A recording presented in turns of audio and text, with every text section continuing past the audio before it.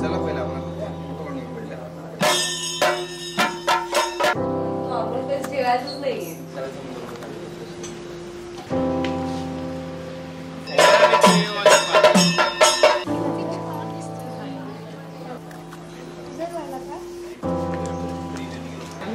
हातात लागेल.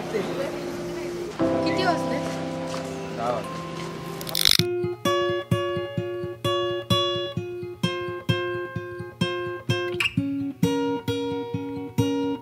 मी modern art science कॉमर्सला होतो. मग माझे काही मित्र MMCCला होते.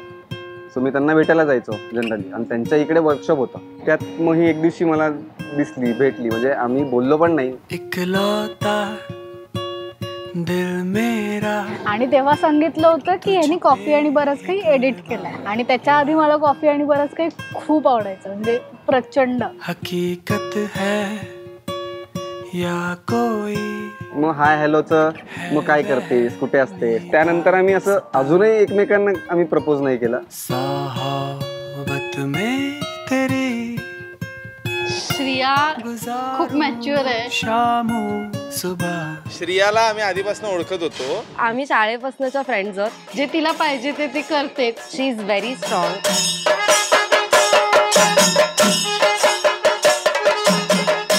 ते घडत गेलं. नंतर त्यानंतर मग भेटाभेटी ग्रुपने न भेटता आम्ही मग पर्सनल भेटायला लागलो. आणि मग त्याचं रूपांतर एके दिवशी प्रेमात झालं.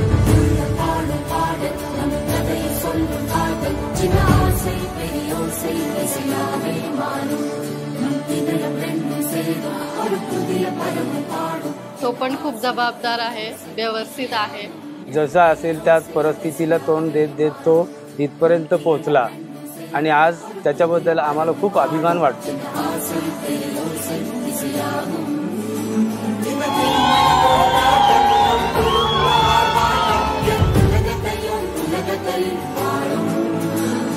आणि अक्षयवरती प्रेम किंवा अक्षयसाठी तिच्या ज्या भावना आहेत त्याच्यामुळे मग आम्ही म्हटलं अरे हे जोडी चांगलीच आहे.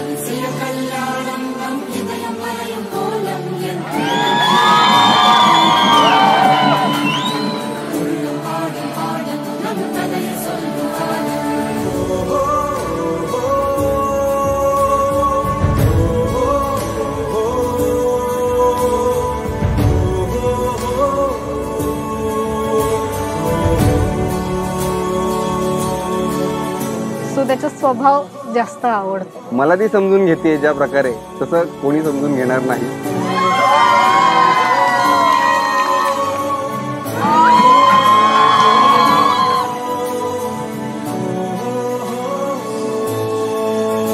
अक्षय आणि श्रिया जसे आहात आतापर्यंत तसेच आनंदी एकमेकांसोबत एकमेकांना साथ देत राहा. एवढंच हवंय आम्हाला की तुम्ही खूप खुश राहा. आजपासून तुम्ही तुमच्या नवीन आयुष्याला सुरुवात करत आहात. सर्वांच्या वतीने खूप साऱ्या शुभेच्छा आणि खूप सारे ब्लेसिंग्स देतो.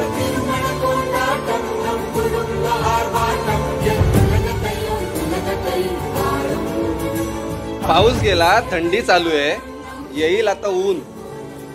श्रिया फायनली झालीये साळव्यांची थोरली सून. कॉफी आणि बरंच काही नी दिली प्रेमाची चाहूल. कॉफी आणि बरंच काही नी दिली प्रेमाची चाहूल.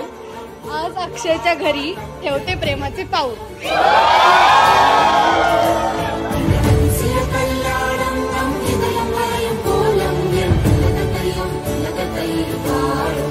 एकमेकांवरचं ट्रस्ट आणि कम्युनिकेशन जे आमच्यात झालं ते जास्त इम्पॉर्टंट होतं आणि ते मला जास्त आवडतं तिच्याबद्दल.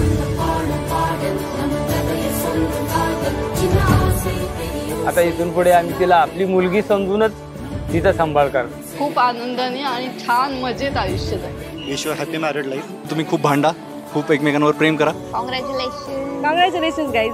Happy married life.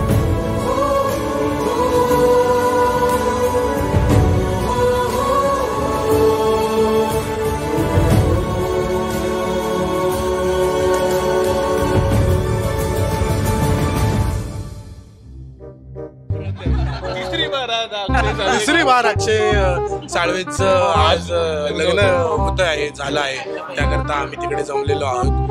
आणि अक्षयबद्दल आम्ही काय बोलणार, अक्षय असं व्यक्तिमत्वच नाहीये त्याच्याबद्दल कोणी बोलू शकत नाही. सासू आहेत त्या. महत्वाचं म्हणजे आत्ते सासू आहेत त्या. आत्ते सासू